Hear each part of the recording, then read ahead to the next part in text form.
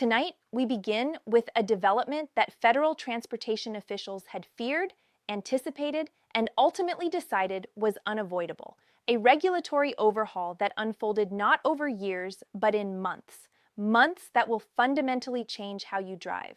Months that will redefine what happens when you break the rules. Months that could cost millions of Americans thousands of dollars if they fail to comply. What the Department of Transportation announced this week crossed a line that lawmakers had debated for over a decade. And when that line was finally crossed, state governments did not hesitate. They responded with speed, precision, and overwhelming enforcement mandates.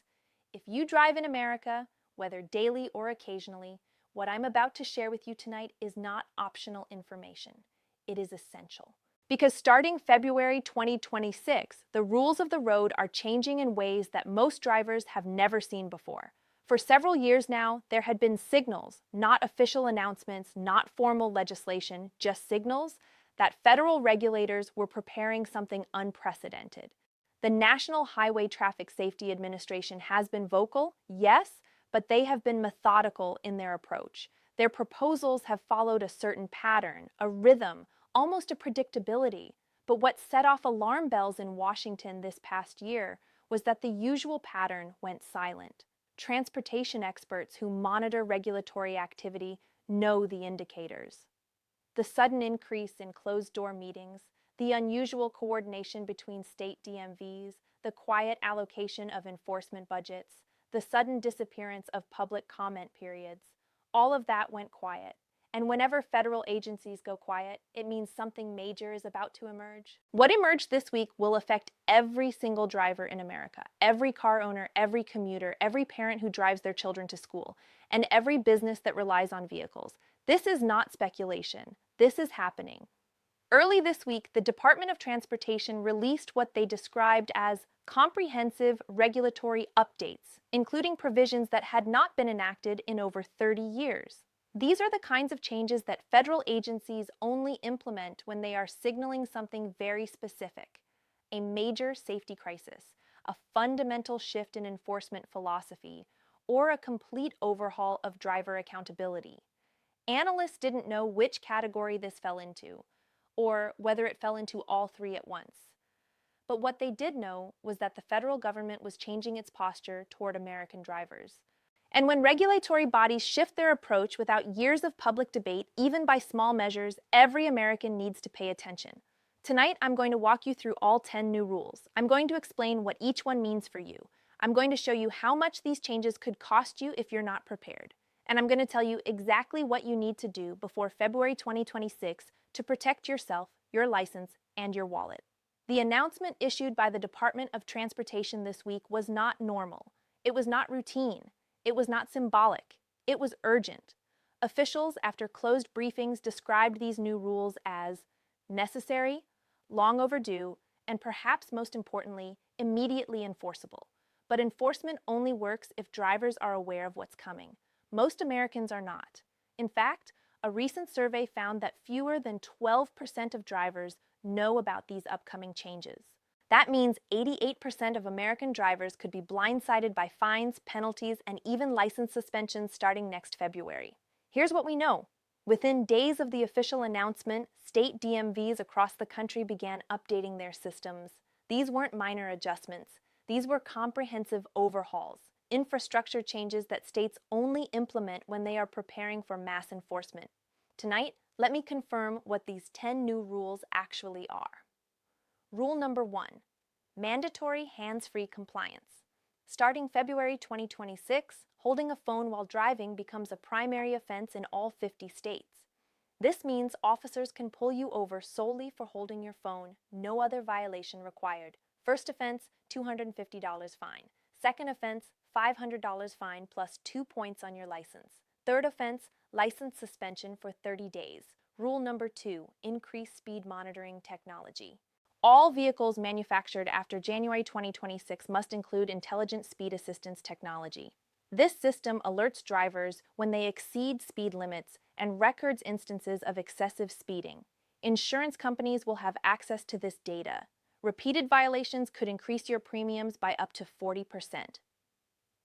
Rule number 3, Stricter DUI threshold. The legal blood alcohol limit drops from 0.08 to 0.05 in participating states. 12 states have already adopted this standard. By 2027, federal highway funding will be tied to adoption, meaning all states will likely follow. Rule number 4, mandatory dash camera requirements. Commercial vehicles and rideshare drivers must install DOT-approved dash cameras. Personal vehicle owners who install approved cameras receive insurance discounts of up to 15%. Footage may be subpoenaed in accident investigations. Rule number 5, teen driver restrictions extended. Drivers under 18 face new restrictions. No driving between 9 p.m. and 6 a.m. without adult supervision. Maximum of 1 non-family passenger for the first 18 months. Mandatory driving log requirements for the first year.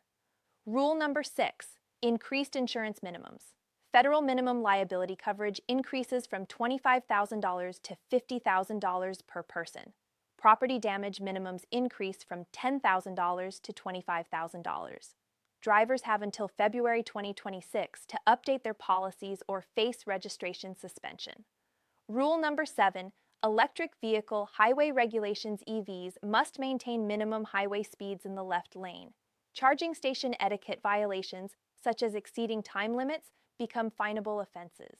New EV registration fees offset fuel tax losses. Rule number 8, school zone automation. Automated speed cameras become mandatory in all school zones nationwide. Fines start at $150 for first offense. Revenue funds school safety programs. Rule number 9, distracted driving, expanded definition. Eating, grooming, and adjusting GPS while driving now fall under distracted driving laws. Officers can issue warnings for first offenses. Subsequent offenses carry $100, $300 fines depending on state. Rule number 10, mandatory vehicle safety inspections. All vehicles over 10 years old require annual safety inspections. Failed inspections result in registration holds. Owners have 30 days to complete repairs and pass re-inspection. And here's where this story becomes even more significant. Transportation analysts now believe that these new rules were designed to test the enforcement capabilities of state-level agencies after years of declining traffic safety. The federal government wanted to see whether states would resist comprehensive mandates, but instead, the opposite happened. States didn't push back. They embraced these changes with enforcement frameworks so comprehensive, so coordinated, that even federal officials noticed. You don't get 50 state DMVs to align this quickly, easily, but this time they did. Policy experts speaking with transportation media under anonymity described the federal approach as carrot and stick, a way to incentivize compliance while penalizing resistance. But states proved that they were ready for both. Their preparations were not only complete, they were accelerated so precisely that enforcement infrastructure was ready months ahead of schedule. That speed matters because it shows something important. It shows that this is not a gradual rollout. This is immediate implementation. States are not waiting, they are ready. As reports continued coming in throughout the week, we learned more about the scale of these changes. The DMV updated registration systems affecting 230 million licensed drivers nationwide. Insurance regulators issued guidance that will change how premiums are calculated for the first time in decades. Law enforcement agencies received training materials on the new primary offense designations. This wasn't just regulatory adjustment. This wasn't just bureaucratic updates. This was systematic transformation. This was complete overhaul. And complete overhaul is exactly what transportation safety advocates have demanded since fatality rates began climbing in 2020. For every year that reform was delayed, approximately 40,000 Americans died on the roads. That statistic drove these changes. And that statistic is why enforcement will be aggressive from day one. Remember, many Americans thought comprehensive driving reform would never happen. They thought state-level resistance would block federal mandates. They thought insurance lobbies would delay implementation. They thought technology requirements would face legal challenges. But today, the exact opposite is happening. States are competing to implement first. Insurance companies are already updating their algorithms. Automakers have confirmed compliance timelines ahead of schedule. This is happening faster than anyone predicted. What makes this moment so critical and so expensive is that these new rules arrive at a time when American drivers are already under financial pressure. Gas prices remain elevated. Insurance premiums have increased 20% over 2 years. Vehicle repair costs have never been higher, and now new compliance requirements add additional financial burden. Drivers who fail to update insurance minimums face registration suspension. Drivers who ignore phone restrictions face escalating fines. Drivers who skip vehicle inspections face legal complications. The cumulative cost of noncompliance could reach thousands of dollars per driver. And when drivers face these penalties unexpectedly, they're not dealing with inconvenience, they're dealing with financial crisis.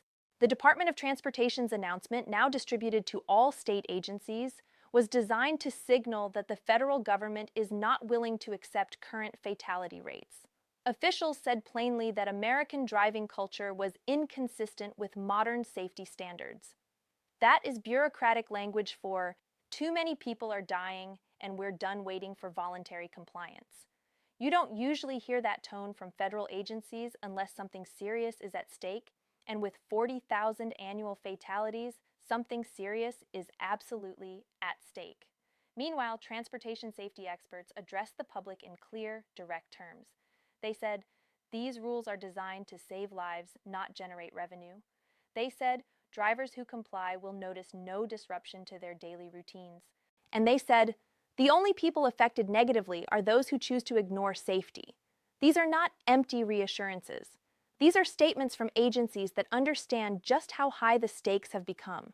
Here's what makes this situation even more significant. These driving law changes weren't isolated, along with the 10 primary rules. Insurance regulators also issued new disclosure requirements. Automakers announced accelerated technology implementation. Smartphone manufacturers updated their driving mode features. All of this happened within the same regulatory window. When multiple industries align this quickly, it means something larger is underway, a fundamental shift in how America approaches driving safety. Experts are now recommending several immediate actions.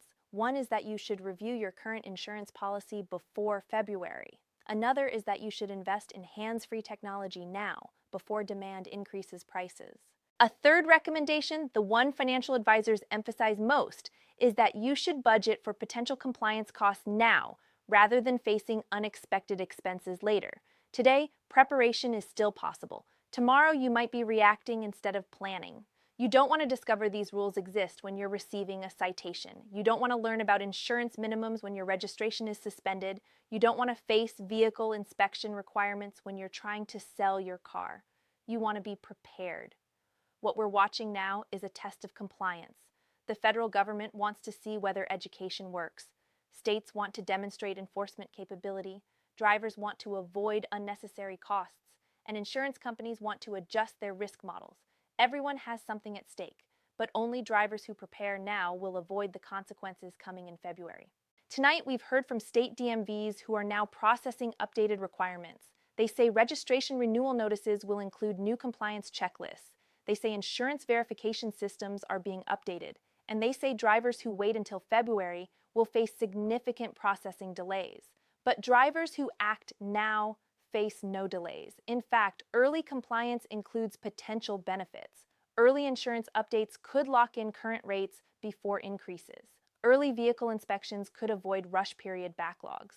Early technology purchases could secure better pricing. The message is clear: preparation pays and procrastination costs. As the coming months unfold, we expect more details to emerge about specific state-level implementation. But what we do know is that the federal announcement was timely. It gave drivers 4 months to prepare. It gave states time to finalize enforcement protocols. And it gave everyone a clear deadline to meet.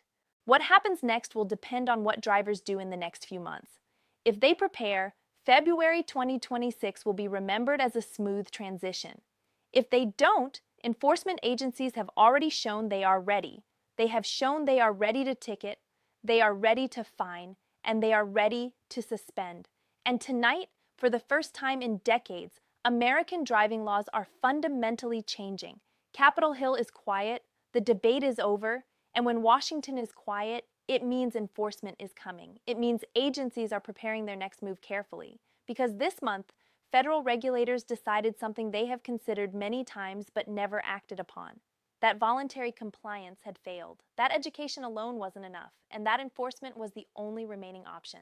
This story is far from over, but tonight, one thing is clear. The rules are changing, the deadline is set, and every American driver must be ready. We will be here, updating every detail as February 2026 approaches.